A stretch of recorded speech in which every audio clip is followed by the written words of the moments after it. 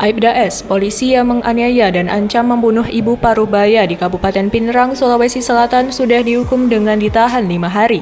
Hal itu diungkap oleh Kapolres Pinerang AKBP Muhammad Roni Mustafa. Sampai sekarang masih ditahan di Polres.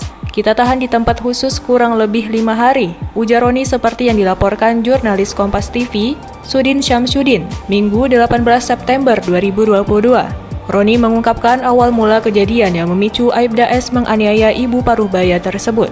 Menurut Roni, Aibda S dan korban masih memiliki hubungan keluarga.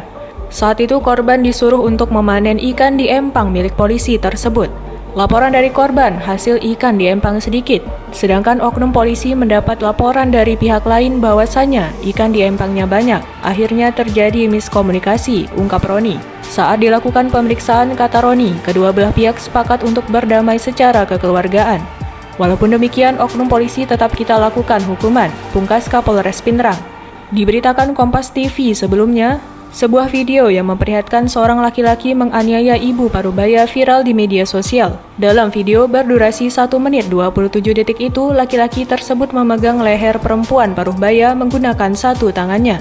Dengan nada tinggi, keduanya terlihat beradu mulut menggunakan bahasa daerah setempat. Bahkan, lelaki itu melakukan pemukulan hingga kepala perempuan tersebut membentur dinding dari seng. Tak sampai di situ, anggota polisi tersebut juga mengancam ingin membunuh perempuan tersebut. Kapolres Pinerang AKBP Roni Mustafa mengonfirmasi pelaku dalam video viral tersebut merupakan personel kepolisian dari Polsek Matirobulu.